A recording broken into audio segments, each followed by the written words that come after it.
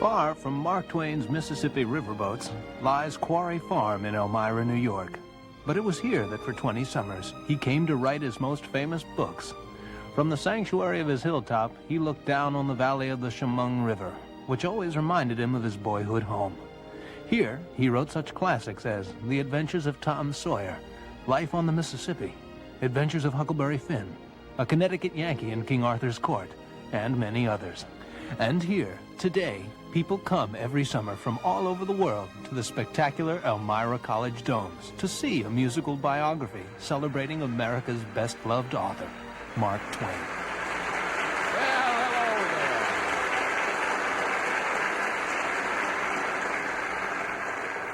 there. It's good to be back at Quarry Farm. I want to thank you for being here. You give me a chance to talk. And the truth is, I never get bored hearing myself. My wife tells me I've turned her into a good listener. And that's probably true. But she has performed nothing short of a miracle on me. To appreciate that, you'd have to know where I started and how unlikely it was that I'd be climbing these steps up to Quarry Farm. If you have a minute, I'll tell you about it. Wait there. I wonder if anybody is... anybody home? No, well, they'll be in later. My birth in the little village of Florida, Missouri, was quite inauspicious. And yet, since our village only contained 100 people, I increased the population by 1%. Which is more than many of the best men in history could have done for a town. 4 years later, we moved to Hannibal, Missouri, on the banks of the Mississippi River. It was a boyhood paradise, and I never tired of writing about it. Tom Sawyer? I patterned Tom after someone I knew very well in Hannibal, myself. Now, Tom Sawyer, you've played me tricks enough. It's mighty hard to make you work Saturday, but I want you to paint this fence for me. The whole thing? Nah, every plank, mind. And don't you miss a one. And me, a boy, and wanting to go fishing. We're going, we're going, we're going, we're going, we're going, we're going, we're going, fishing, fishing, fishing. We're going fishing. Ain't any school on Saturday. The worms are squishing, and we're gonna have some fun. We'll find catfish waiting for us to haul 'em in. Great big fat fish are sitting there in the sun. Don't be afraid if you hear a shout. It only means that we caught a trout. Our hooks are ready, our knives are sharp. In a minute or two, we'll be skinning a carp. 'Cause we're going fishing. Wouldn't you like to come along? Don't sit wishing that you had a world to bring. You just need a piece of string. Say, Tom, you're up a stump, ain't ya? Must have got your Aunt Polly riled up something awful working on Saturday. You call this work? It ain't work at all. You don't mean to actually let on that you like working on Saturday? Yeah! Well, I don't see why I oughtn't like it. Does a boy get a chance to whitewash a fence every day? And none of it! Does look kind of interesting. Hey, Tom, let me whitewash the fence. Just a little. No, I reckon it hardly do, Ben. You see, Aunt Polly's awful particular about this fence on the street, you know? It's got to be done very careful. I reckon there ain't one boy in 1,000, maybe even 2,000, can do it the way it's got to be done. No, is that so? Yup. Oh, come on. Can I have a try? Just a little. I'd let you if it was me. I'd give you the core of my apple. Well, here. No, but I'm afraid. Okay, I'll give you all of it. All right. You got another brush, Tom? And thus began the slaughter of the innocents. Tom traded painting opportunities for a kite in good repair, a dead rat and a string to swing it with, 12 marbles, part of a Jew's harp, a key that wouldn't unlock anything, a tin soldier, A couple of tadpoles, 6 firecrackers, a brass doorknob, a dog collar, but no dog, and 4 pieces of orange peel. He also had a nice idle time with plenty of company, and the fence had 3 coats of whitewash on it. Tom Sawyer! Hi, everybody! She don't let anybody paint that but me! Now, where's that boy got you? Tom! Tom! It's all done, Aunt. Now, Tom, don't lie to me. I can't bear it. I ain't it. It's all done.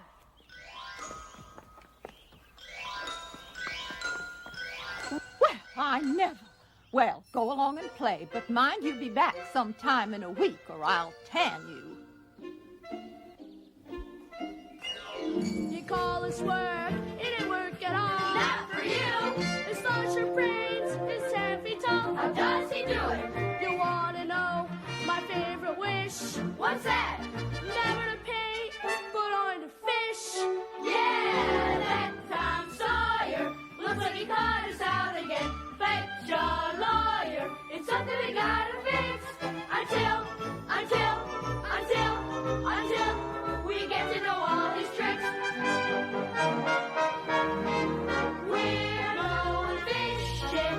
Wouldn't you like to come along? The worms are squishing, and we're gonna have some fun. We'll find catfish waiting for us to haul 'em in. Great big fat fish are sitting there in the sun, and we're gonna catch a ton. We're going fishing. We're gonna have some fun. We're going fishing. We're gonna have some fun. We're going fishing. I'm gonna have some fun.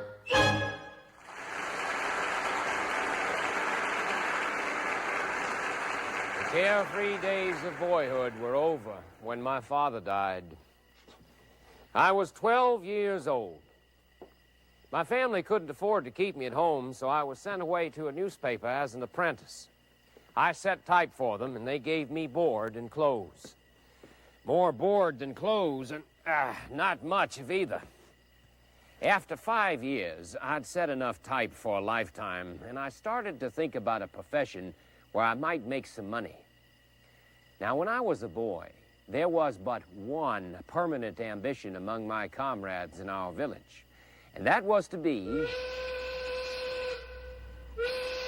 a steamboatman. So by and by, I ran away. I said I wouldn't come home again until I was the pilot on a steamboat and could come home in glory. That young dreamer I wrote about in Life on the Mississippi will always be a part of me. A pilot on the Mississippi is all I ever want to be. The master steersman of a riverboat with a soul unfettered and free. To hear the hails from the plantations, see children cheering from the shore as we go rolling into New Orleans. Who could wish for anything more? Childhood friends, fare thee well as I journey away. You are close to my heart, but I've set my tack and I won't turn back from today. Come what may, I'll live and die upon the river, amid her changing reefs and bars, then go to heaven as a steamboatman and steer a course through the stars, and steer a course through the stars.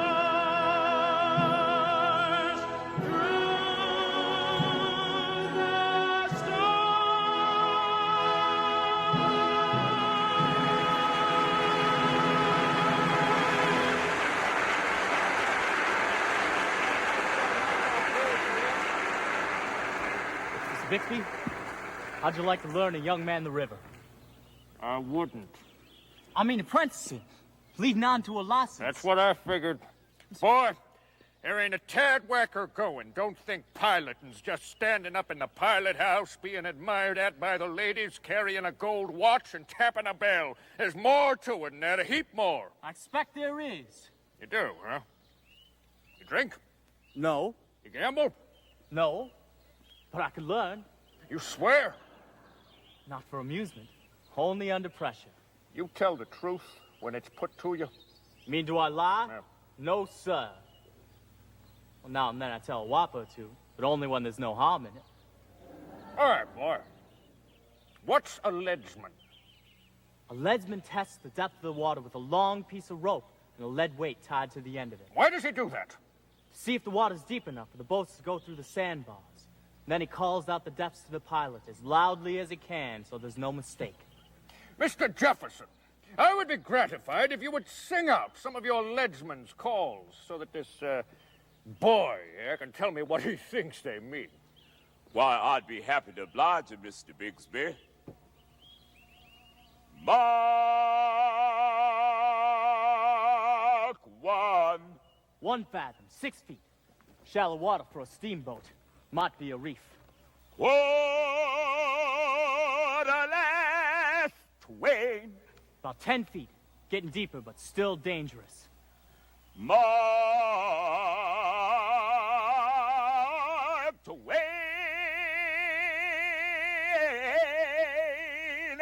2 fathoms. And that's safe sailing for a steamboat. Well, I reckon Horace Bixby is your man.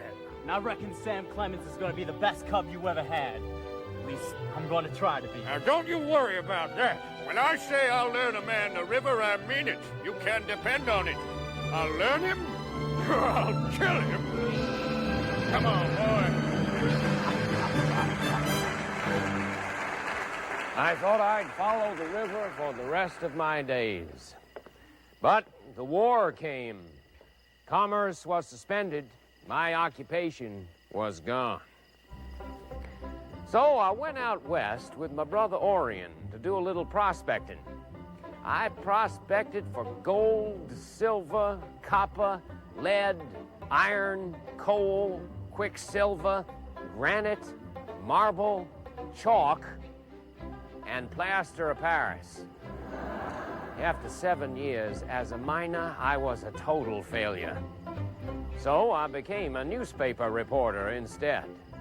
It was then that I started signing pieces Mark Twain. Now, all Mark Twain needed was some notoriety. When Joe Goodman, my editor, asked me to cover the first official tour taking Americans abroad, he didn't have to sound the bugle twice. 28 days later, we stood in magnificent Paris.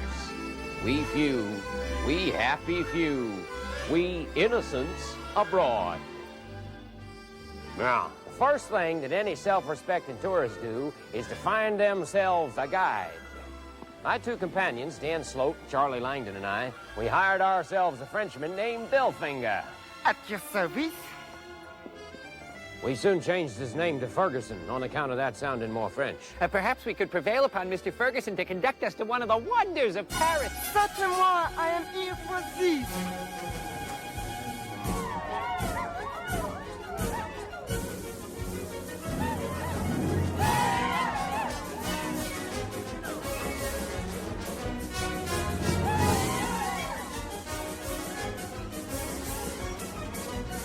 Ferguson! Where have you brought us? Gentlemen, this is where the famous Carcon stands. It is one of the wonders of Paris. I don't think I should be seeing this. No, we can't watch this. I've heard about this. It's disgraceful, shocking. Women show their legs more than their legs. No well-bred American male. No, we have to leave at once. I covered my eyes for very shame, but I looked through my fingers.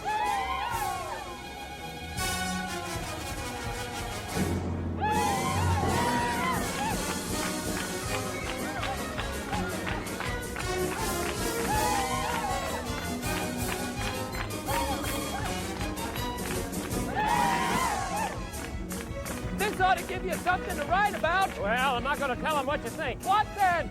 I'm going to tell him that by far the most beautiful women I've met during this trip were born and reared in America. Charlie, what you looking at there? Someone who was born and reared in America. May I see? Oh, sure. Very beautiful. Her name's Olivia. She's my sister. Your sister?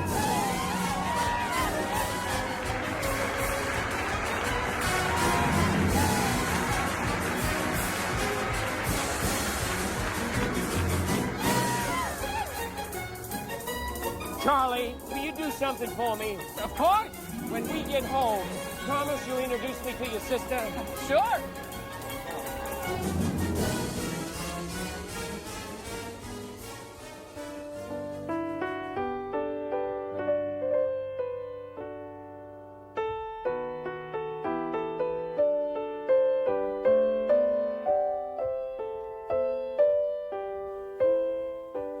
There was nothing for it but courtship in earnest. I set to and finished my first book, The Innocents Abroad, about my overseas excursion, delivered it to the publishers, and turned all my energy and attention on Elmira, New York. To be precise, on 21 Main Street, the mansion that Charlie's mother and father like to call home. Well, I find Mr. Clemens to be very entertaining, but slightly wearing. Those Western manners of his are a constant surprise. He only requires a certain dusting off every once in a while. Charlie tells me that his profanity is rather colorful. He's always controlled himself in my presence. Well, I'm sure he has, but it seems to put him under a terrible strain. What Elmira needs to boost her economy is a tourist attraction. Something to bring people here from all corners of the earth. I'm afraid there isn't anything like that in the environs of Elmira. Well, then, create something. What about a statue to Adam? You mean Adam as in Adam and Eve? Absolutely. Father of the human race. Why, with Mr. Darwin's new theories, there's every possibility that the world will accept the monkey and discard Adam. Or his very name would be forgotten. Elmira mustn't waste this opportunity to do Adam a favor and herself a credit. Why, the commercial potential is enormous. He'd bring in millions of dollars. Billions. I think it's a wonderful idea. After all, we have as much right to claim Chemung County as a site of the Garden of Eden as anywhere else.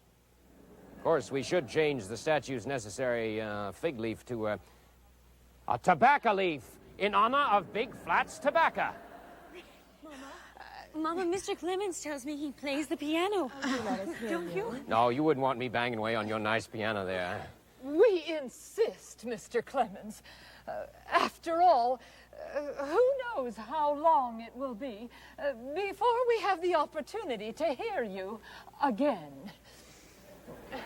Well, if you like, I guess I could pick out a little something here.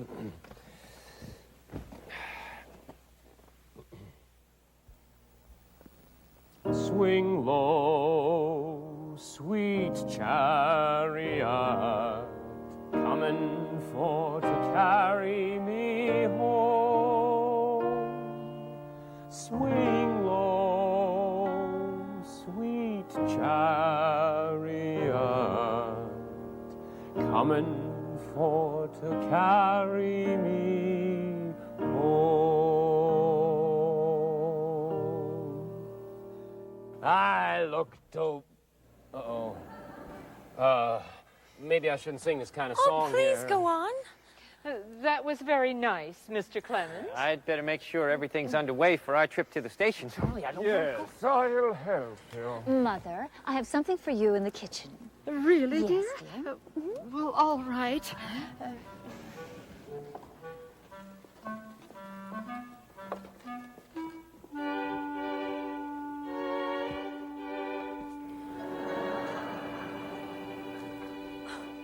Oh, I haven't a moment to lose. I better come to the point immediately. Oh. I love you, and I want to marry you. Mr. Clemens. Oh, no, it's not enough to say I love you. I'm entirely bound up in you. You're in my thoughts constantly by day. You're in my dreams by night.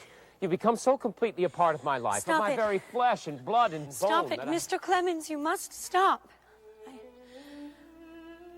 I can't allow you to say those things to me. You must understand, my feelings are not the same. I don't love you.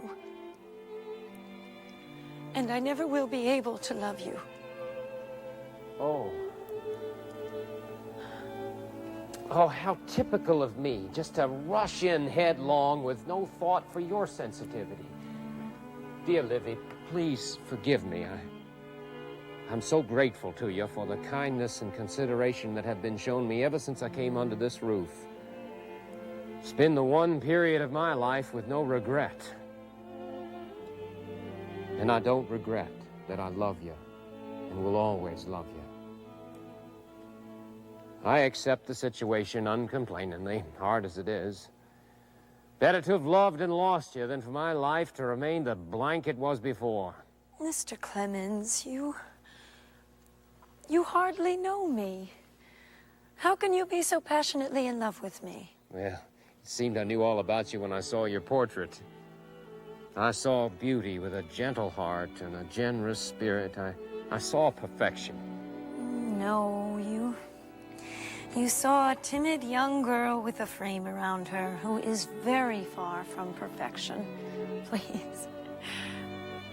Idolatry is an impossible burden to bear. Oh, the last thing I want to be is a burden to you. I do want to idolize you, that's true. But anybody who saw you would fall under that spell. You're the nearest I'll ever come to refinement. I simply don't know what to say. Say that you'll allow me to write to you, and that you'll write me something from time to time. Texts from the New Testament, if nothing else occurs to you.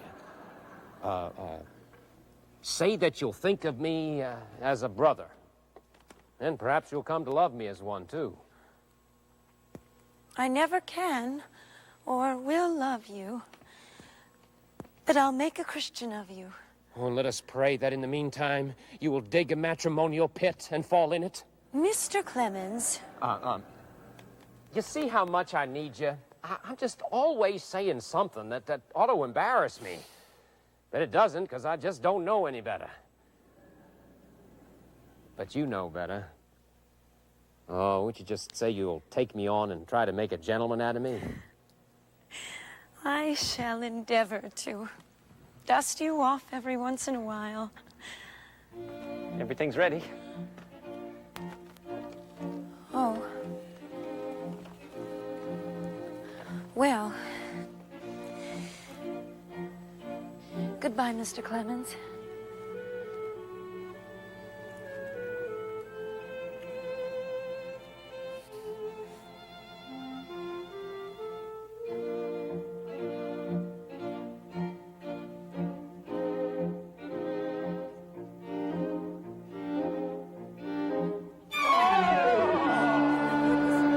Take him to his room immediately. I'll nurse him myself, Mama. Susan. Susan, please. Run to Dr. Gray. Ask him to come immediately. No, don't try to save me. Just let me die. Does it hurt so badly? Pity is for the living. Envy is for the dead. Oh.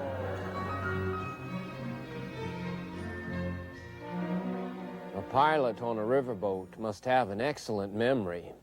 He must also have cool, calm courage that no peril can shake. Oh. Here you are.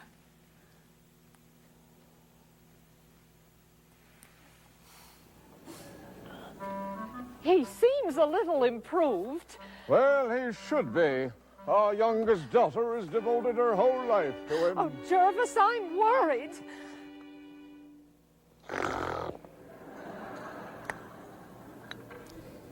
Your mother thinks I'm coarse, doesn't she? Yes, she does. Well, I suppose I am.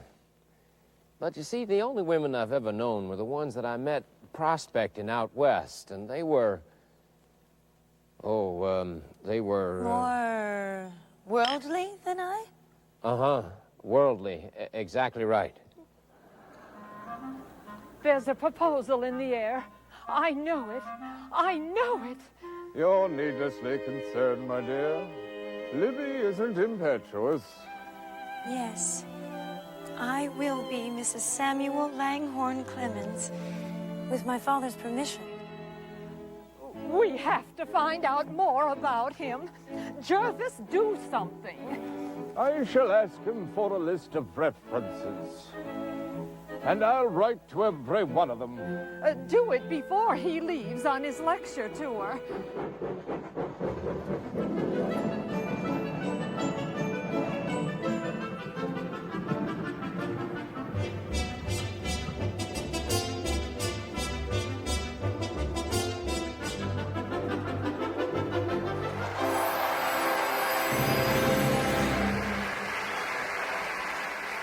The Reverend Charles Stowe took his little 7-year-old son with him to Chicago.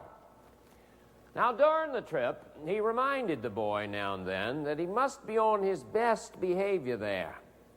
He said, "We shall be the guests of the clergymen and their wives, and you must be careful to let these people see by your walk and conversation that you are of a godly household." The admonition bore fruit. At the very first breakfast which they ate at the Chicago clergyman's house, he heard his little son say, in the meekest and most reverent way to the lady opposite him, "Please, won't you, for Christ's sake, pass the butter?"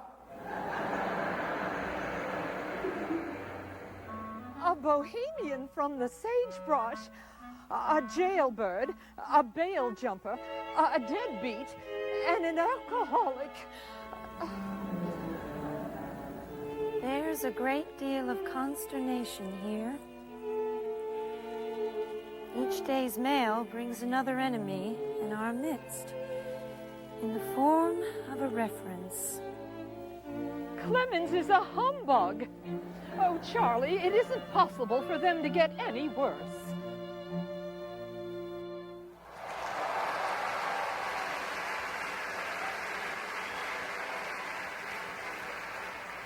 Harvard University is a wondrous place.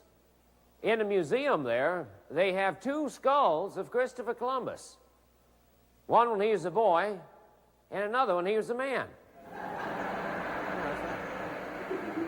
With no business head, he frequently puts what money he has into wild-brain schemes, which always fail.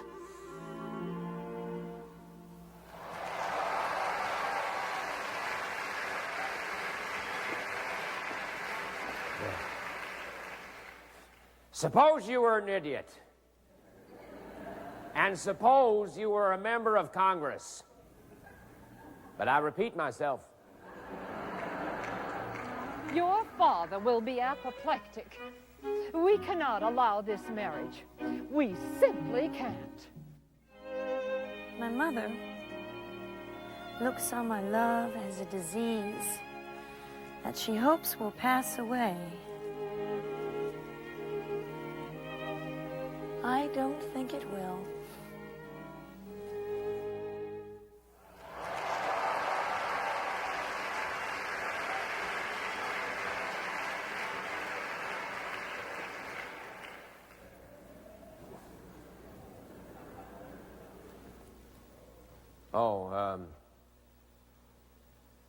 I've been having an experience today, and it results in this maxim.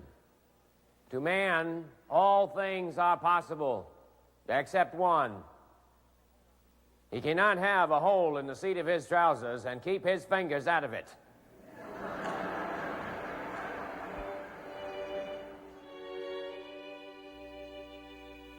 We've had the answers to the references. Yes. They weren't exactly what was expected. No. Mr. Clemens, what am I to do? You claim to love Libby. I do.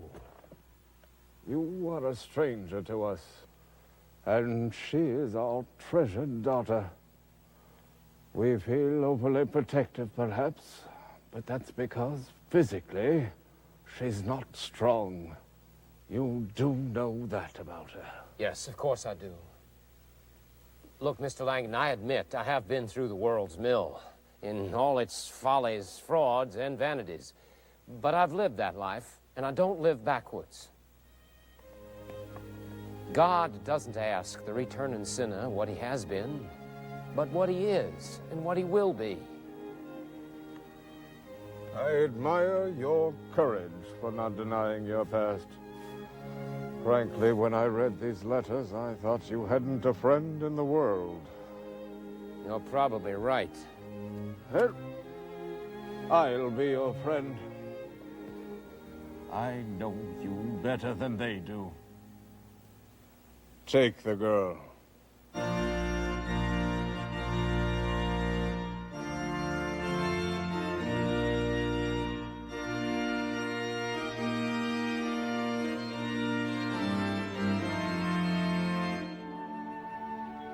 If there is one individual creature in all this footstall who is more thoroughly, uniformly, and unceasingly happy than I am, I defy the world to produce him and prove it. In my opinion, he doesn't exist.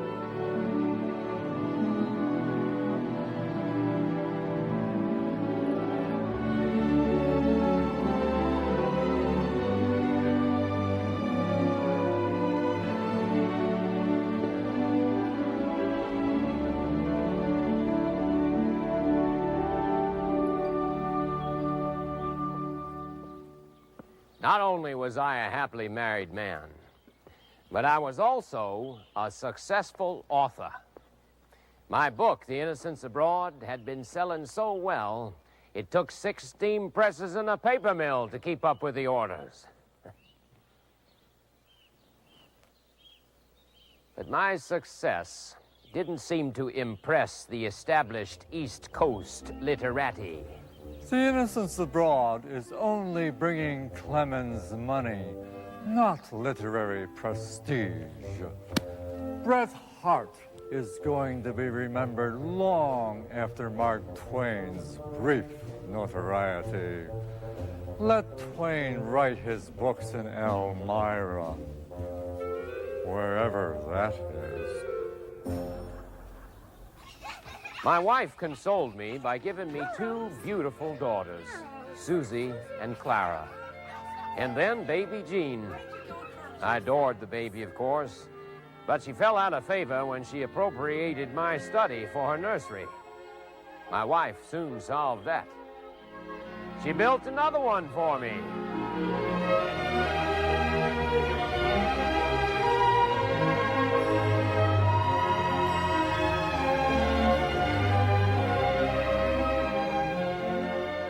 It sits on an elevation commanding leagues of valley and city and retreating ranges of distant blue hills. When the storms sweep down the remote valley and the lightning flashes above the roof over my head, imagine the luxury of it. And it's inspired a new book, which I have had no more trouble to write than I do to lie. I'm going to read the first few pages of it to the family tonight and then turn them over to Livy to expurgate, as my daughter Susie calls it. Wish me luck.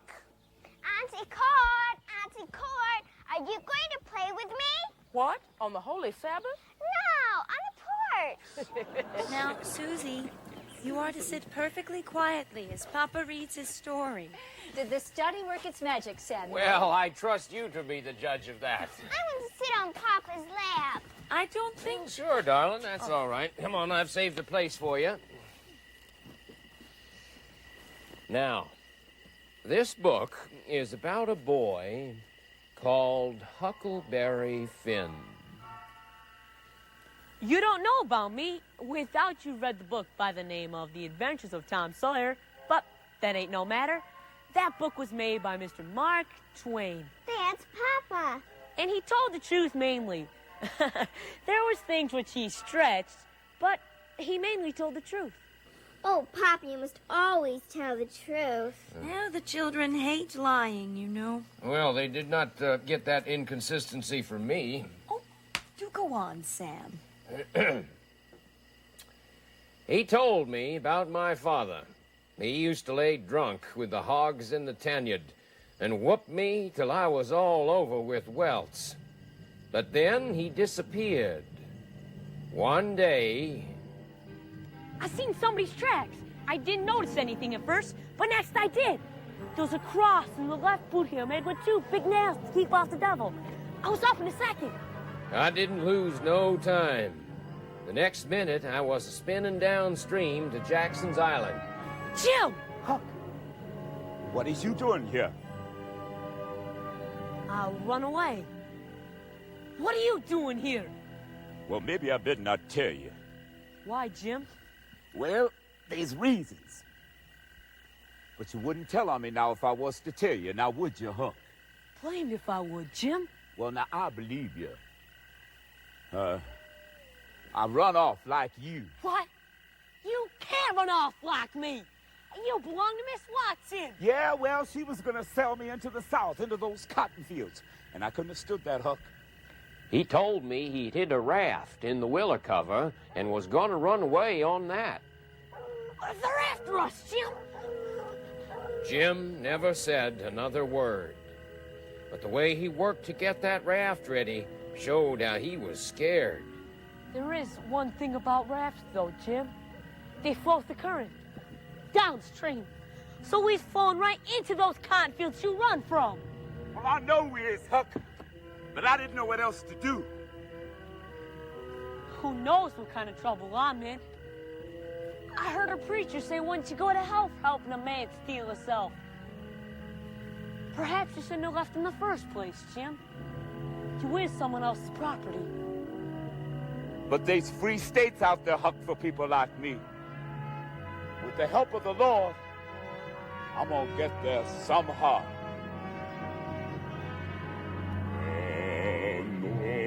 There's a place where a man can be free and never feel troubles or woe. I know there's a place that is waiting for me, and that's where I was wanting to go. Man's got to live with a dream in his heart and know that the dream can come true.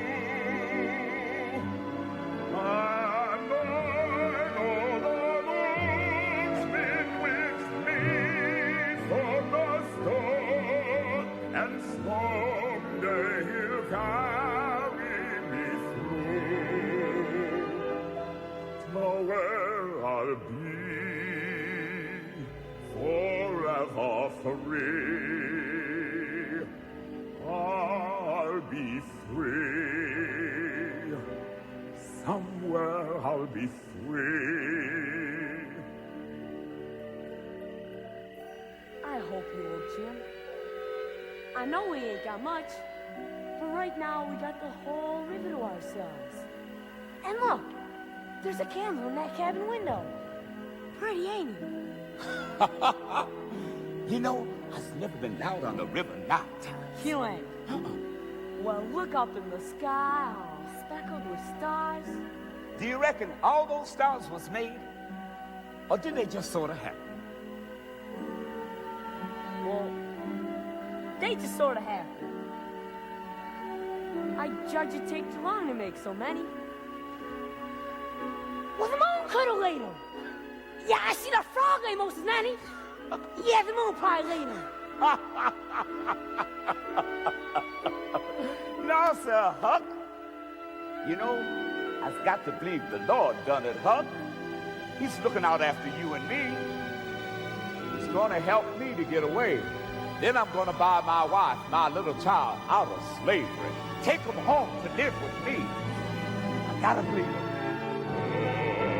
Man's got to live with a dream in his heart and know that the dream can come true. And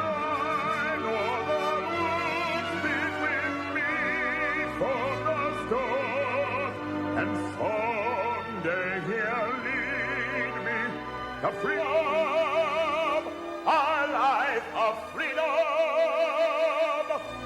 is gonna be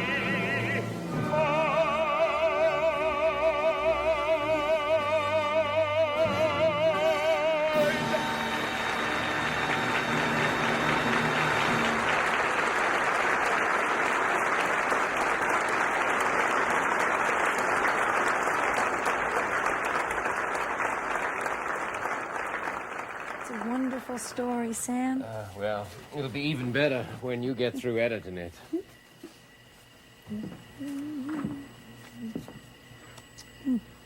I don't think there is a happier man alive. I just hope that I can always keep things financially secure for us. Well, of course you will. Your books will be bought for as long as people read. My only concern is when you neglect your writing for other people's creations. But other people's creations are so miraculous. Like this wonderful new machine I've invested in. What machine is that? A typesetter. Sam, how does it differ from the other things you've invested in?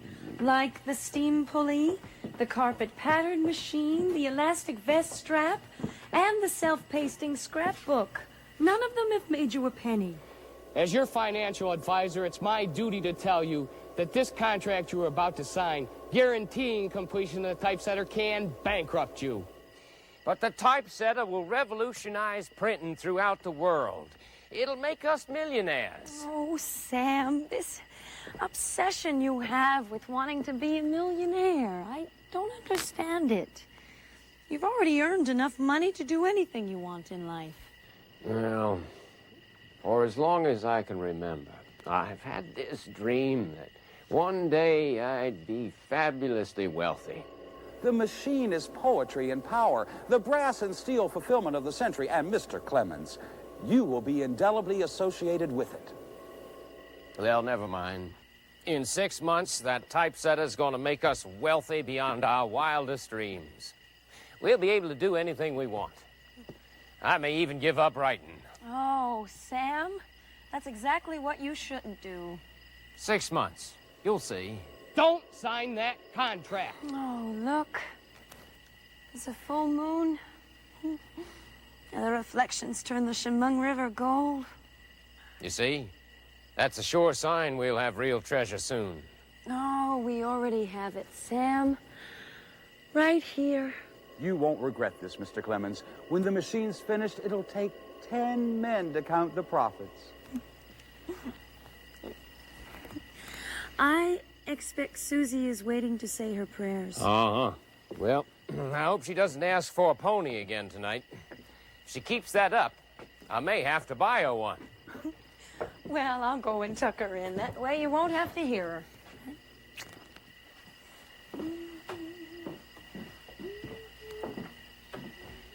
The typesetter didn't come together as fast as I thought it would. In fact, I was 6 months and 6 years off target. Mr. Page, the inventor, was obsessed with making the machine perfection, and I was bound by contract to provide him with the money he needed. My family never complained, even though I had to keep them on very tight rations.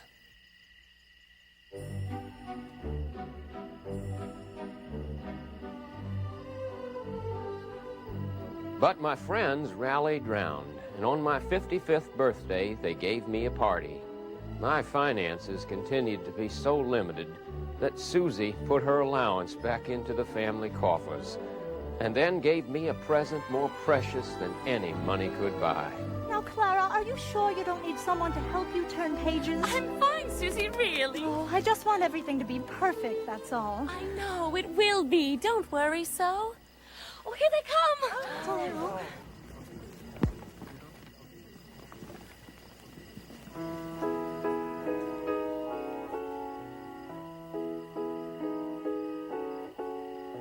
High upon a hill, there is a lovely farm where children lie.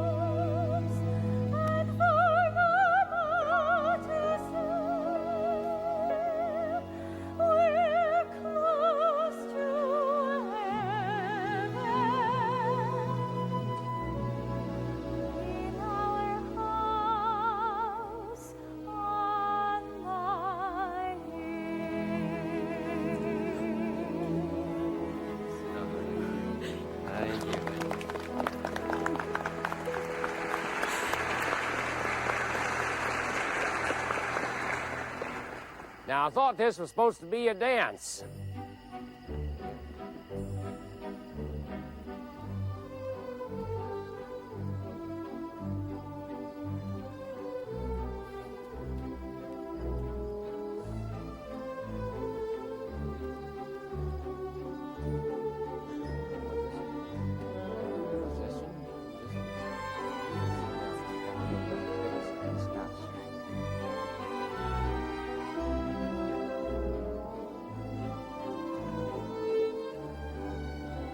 Papa, this is the first time I've seen you in your white suit on a formal occasion. And it won't be the last.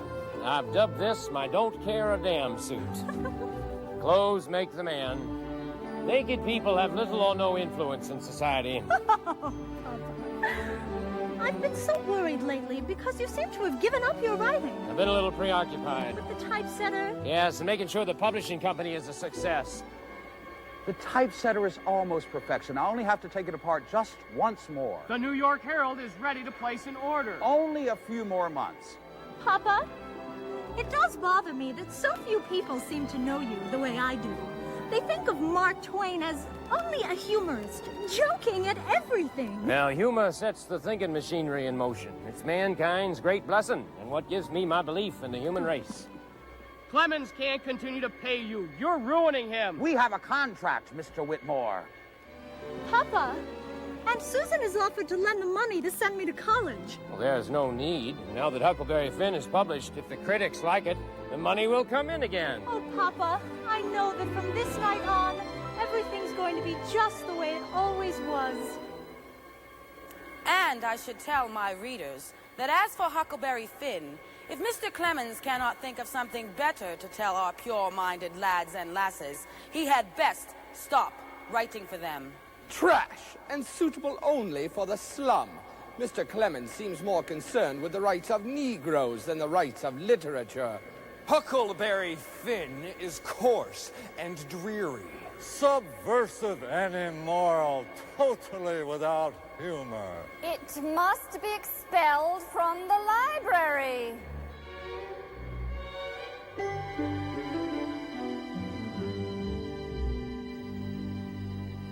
Mr. Clemens, you and the publishing company are bankrupt.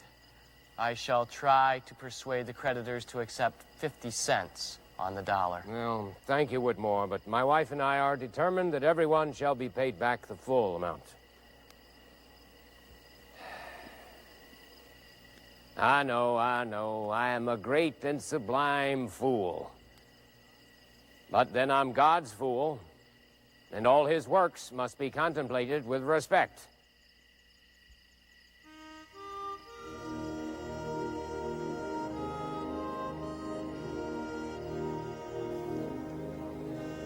I was forced to uproot my family and move to Europe, where our expenses would be halved. I vowed to stay there and write until every penny was paid back to the creditors, You let us know about even though it meant we had to leave Susie behind. We will miss you so. Before we left, Livy prayed that we would all be together again soon.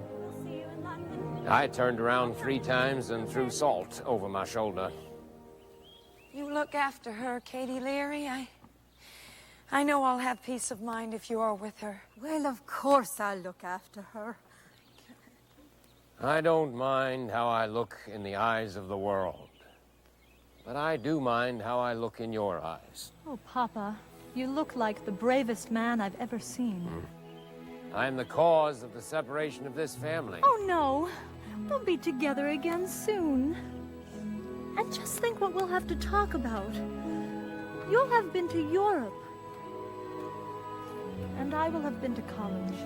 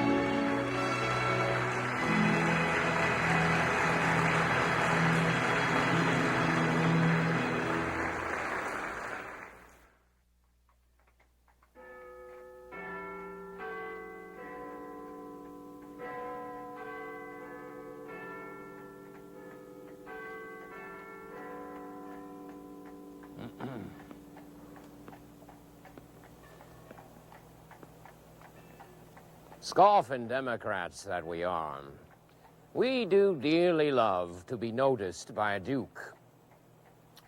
And when we are noticed by a monarch, it gives us softening of the brain for the rest of our lives. I've been noticed by a few. I've got 3 kings and a pair of emperors up my sleeve. Your Majesty, Mr. and Mrs. Samuel Clemens.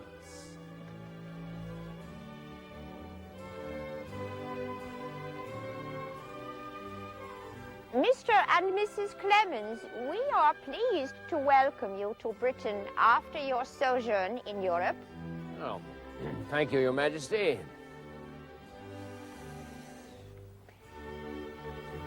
You are a true consolidator of nations.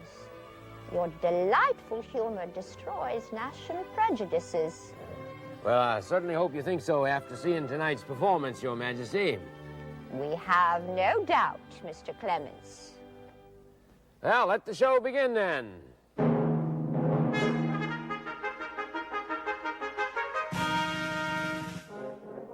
Announcing His Royal Highness King Arthur of Camelot and the noble Sir Lancelot.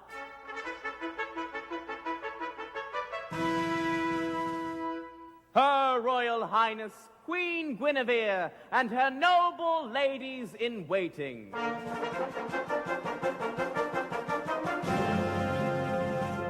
And the King's Prime Minister, the stranger from a far-off land of Connecticut who calls himself Yankee, but is known to us as Sir Bucks.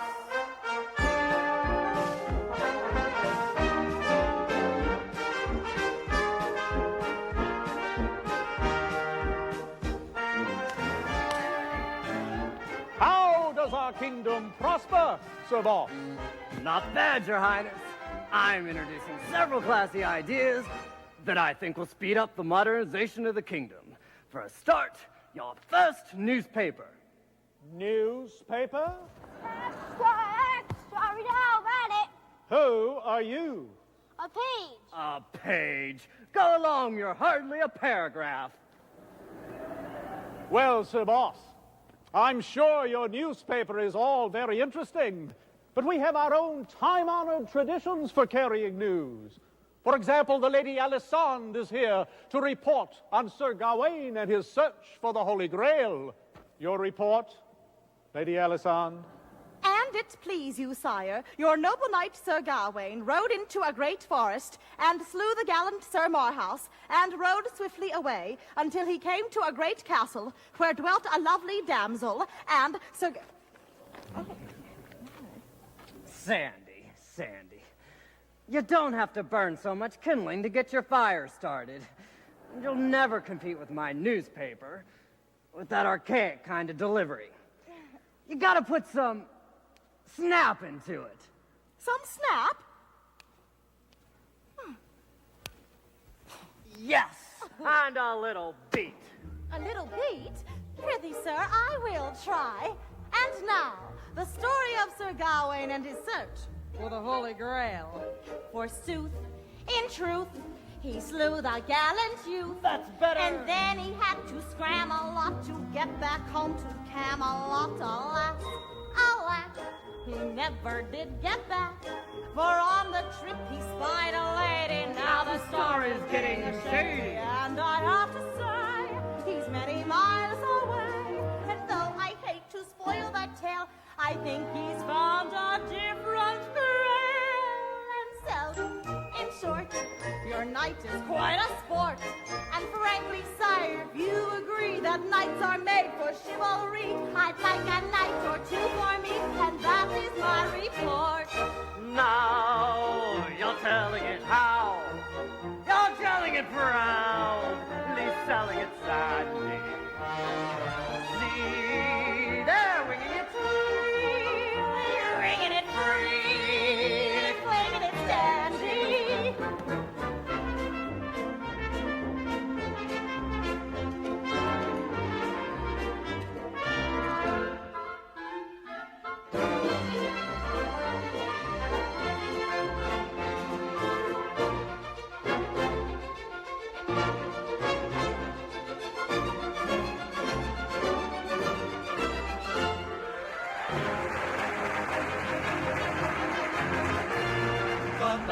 riding by, heading out to battle. Hear their armor rattle, not an eye is dry. They're always on a quest, out to prove their mettle, never prone to settle. They are sworn to win or die.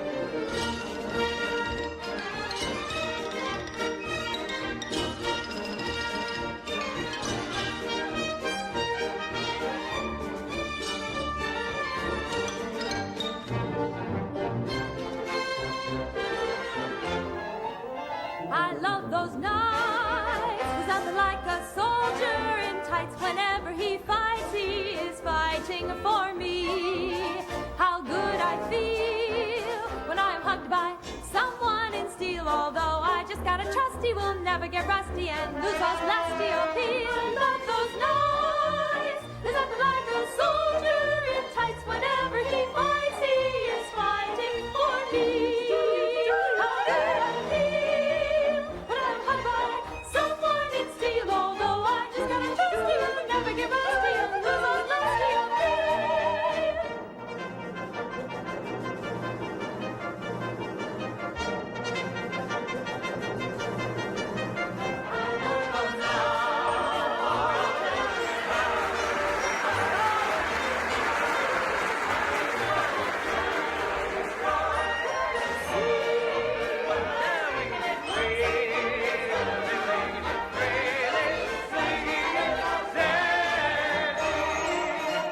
And now, may I present the latest of my modernization program, the world's first mechanized army, the all-new Knights of the Round Table.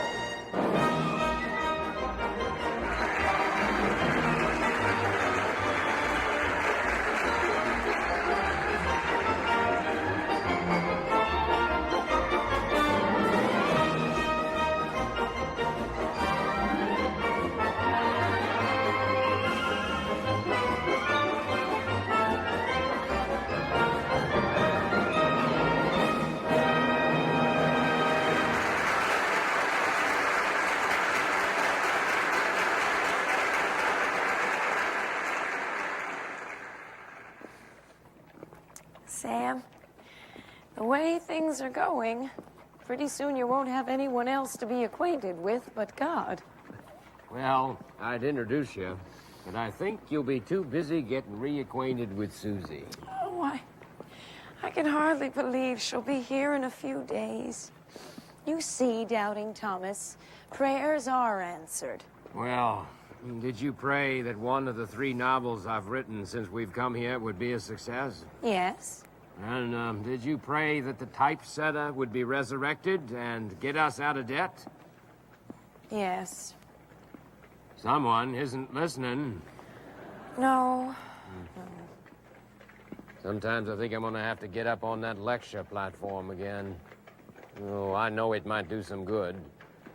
It might do some good to cut my head off, but I'd rather do good some other way. Papa? Papa!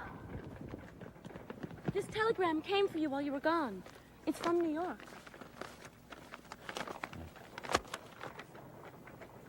Departure delayed, Susie slightly ill. Nothing of consequence, recovery certain, Charles Langdon. I must go to her. Mark Twain's daughter dies of spinal meningitis. Mark Twain's daughter dies of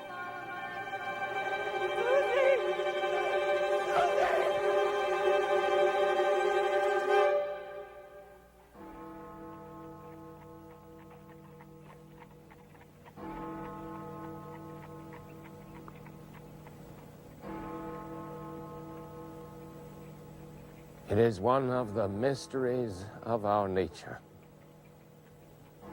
that a man, all unprepared, can receive a thunderstroke like that and live.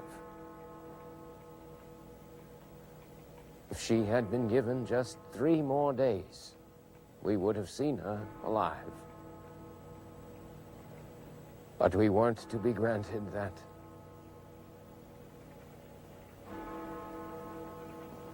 We laid her to rest on an Elmira hill in Woodlawn Cemetery. On her stone, we inscribed a poem.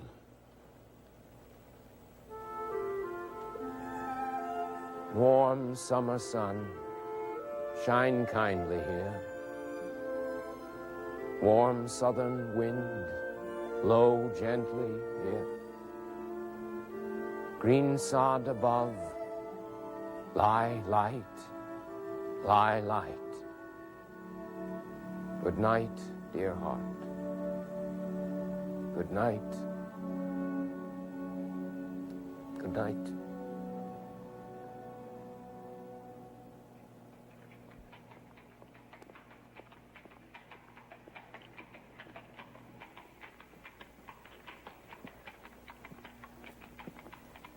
Sam?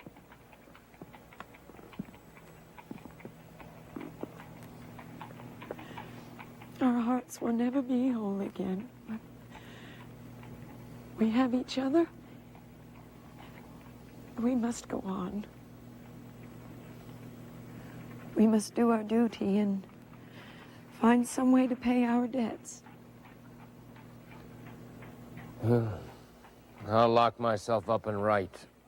That's all I really want to do anyway. Well, it'll take you 3 years to get a book ready for the publisher. You must accept the invitation from the lecture bureau, Sam. I will not go on that infernal lecture circuit again. It's not exactly the circuit, it's around the world. I don't care if it's around the moon. I hate dragging this old body and my entire family across the devil's universe to pay debts that weren't of my making and that were excused. But Sam, you're ultimately responsible. The creditors must be paid. What kind of a life will we have, knowing that we owe money to the people who trusted us? We've got to see this through to the end. We've got to. Oh, my darling, you'll find the strength in you somehow. I know you will. And I'll be with you every inch of the way. Oh, all right. I'll go. I'll go.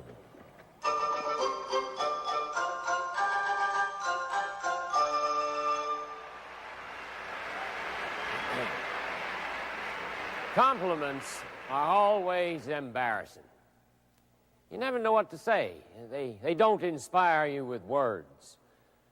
Now, I've received compliments a great many times, and they always embarrass me. I always feel like they don't say enough.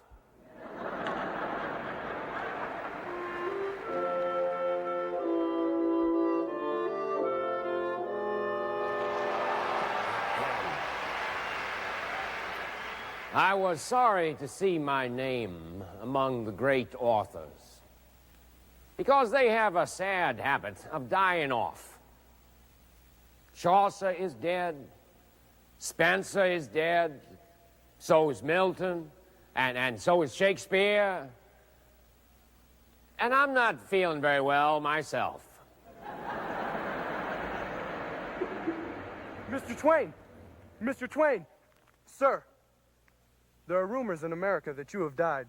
My paper has sent me here to confirm these reports. Tell your paper the reports of my death were greatly exaggerated.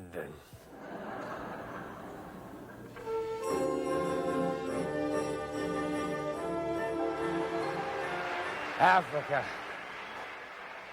We arrived by boat. It was hot. The only beverage in the ship that was passable was the butter. And then there were the flies. Now, nothing is made in vain, but a fly comes very near it. And nothing seems to please the fly more than to be mistaken for a huckleberry. And if he's baked in a cake and palmed off on the unwary as a currant, he dies happy.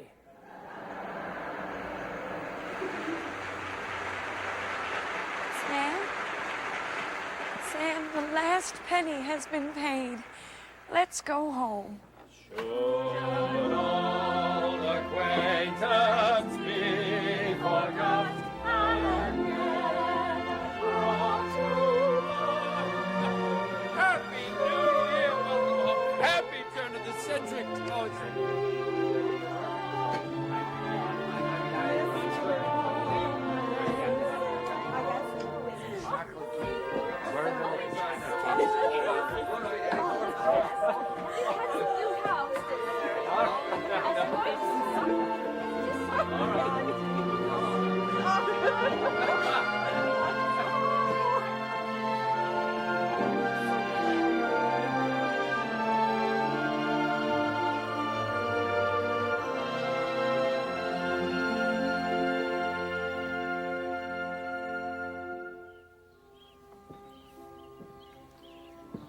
You know, all these years, you have been the only editor I've ever trusted.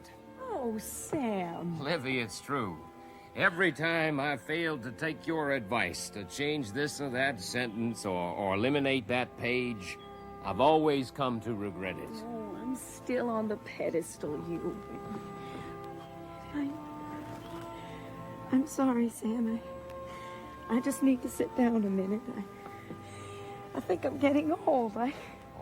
I'm so out of breath, I am. Oh, nonsense. Why, you'll outlive me by 30 years. Well, that's not in your hands. No. No. It's in the hands of the universities. They're the ones that are hastening me to my grave. The universities are hastening you to your grave? How is that? Well, here it is June again, and I see him conferring hundreds of honorary doctorates on other people, and never one to me. In these past 40 years, I've seen him distribute 10,000 doctorates and overlook me every time. Yes. You would have had stupendous fame here. If only you had been a foreigner. This neglect would have killed a less robust person than I am. It has shortened my life and weakened my constitution. I had no idea this was eating away at you. 30 years, accumulation of bile and injured pride. And I thought I knew all your secrets. Well, now you do. Except I've probably never told you that I love you.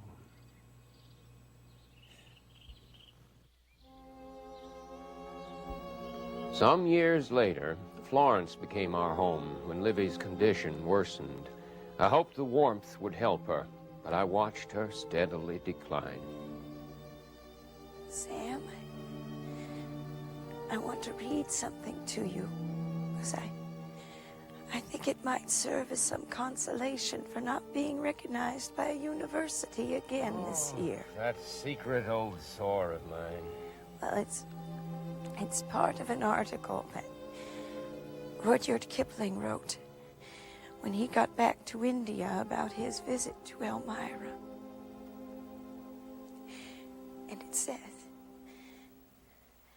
once Mark Twain put his hand on my shoulder. It was an investiture of the Star of India. Blue silk and trumpets. A diamond-studded jewel, all complete.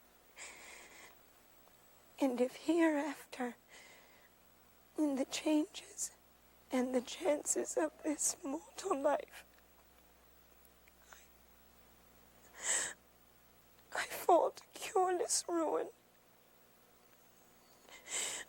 I will tell the superintendent of the workhouse that Mark Twain once put his hand on my shoulder, and he shall give to me a room to myself and a double allowance of pauper's tobacco. My darling,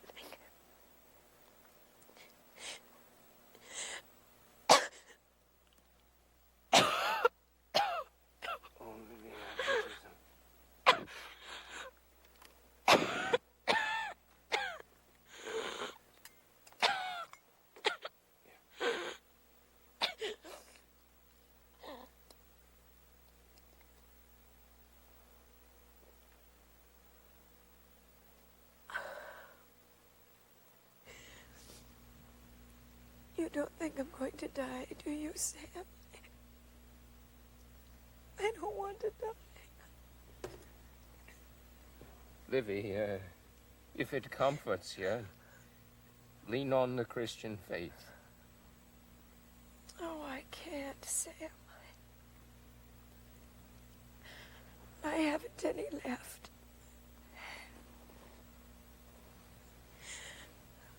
My dear, if you are to be lost, I want to be lost with you. Oh, Livy. Livy, forgive me. Forgive me.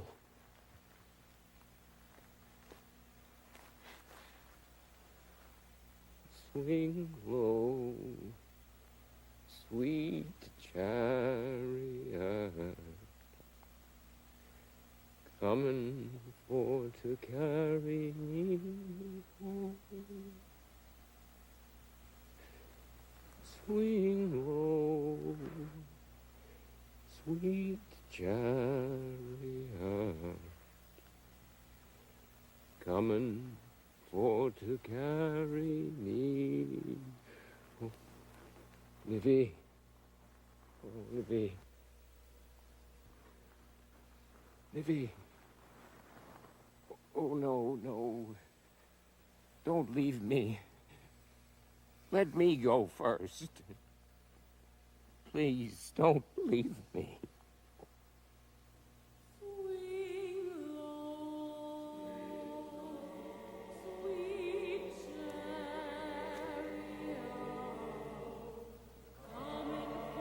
An hour ago this day, June 5th, the best heart that ever beat for me and mine went silent out of this house. And I am as one who wanders and has lost his way. She was my breath. She was my life. And while she lived, I was richer than any other person in the world. And now, I am a pauper without peer. Coming for to carry me home.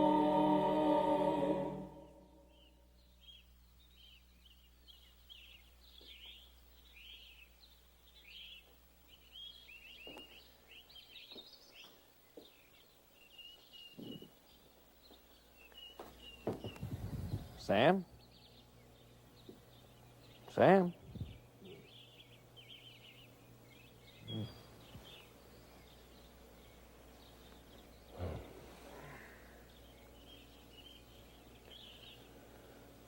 Charlie,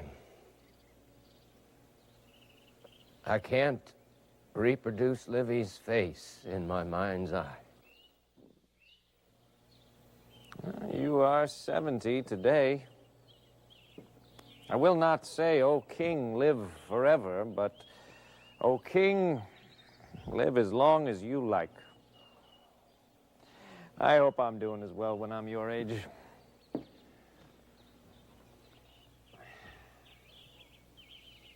You won't. I have achieved my 70 years by sticking strictly to a scheme of life that would kill anybody else.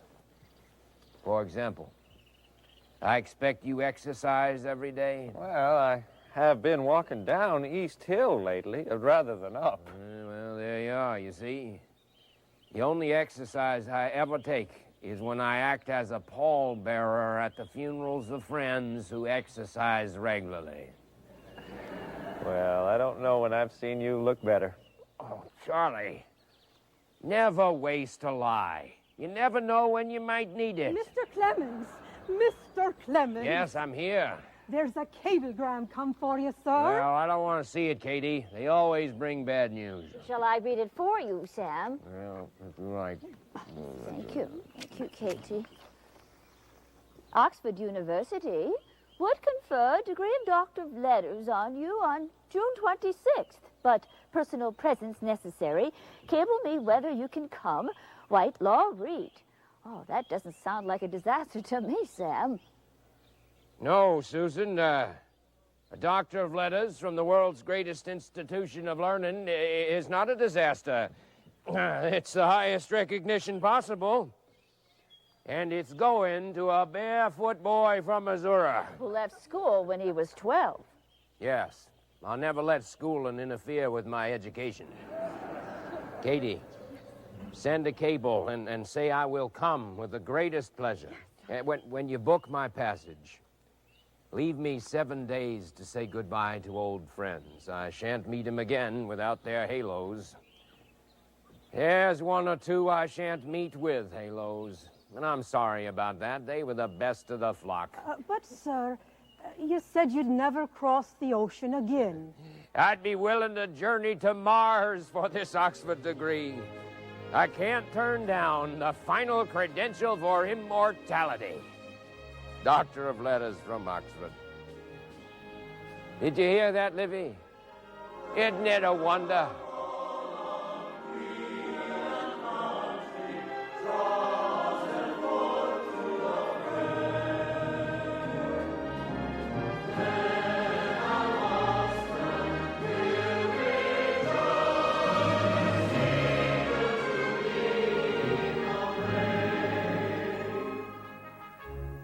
Auguste Rodin, the degree of Doctor of Civil Law.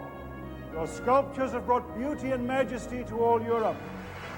Camille Saint-Saëns, the degree of Doctor of Music. Your gifts of melody and sense of form have broadened our musical horizons. Rudyard Kipling, the degree of Doctor of Humanities. Your poems and novels have celebrated the finest achievements of the British Empire. Samuel Langhorne Clemens, Mark Twain, the degree of Doctor of Letters.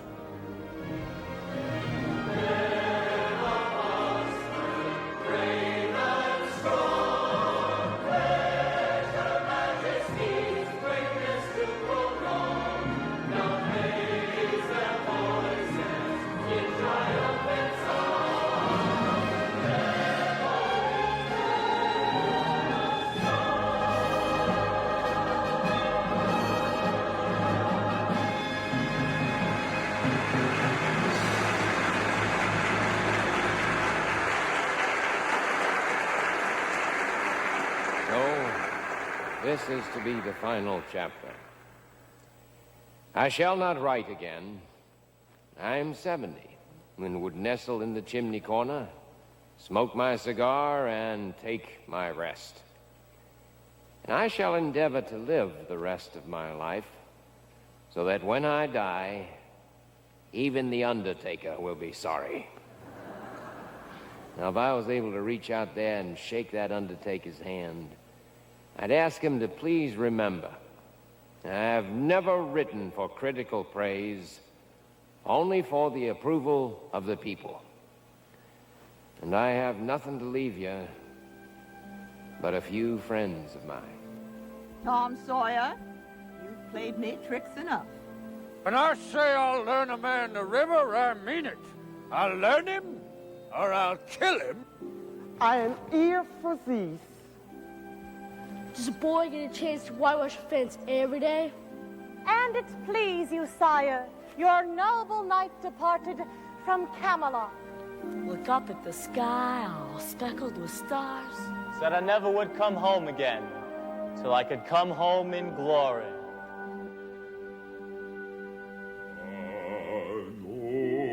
There's a place where a man can be free and never feel troubles or woe. I know there's a place that is waiting for me, and that's where I was wondering to go. Man's got to live without dream in his heart, and know that my dream can come true. And I know the Lord will lift me from the storm, and someday he'll come.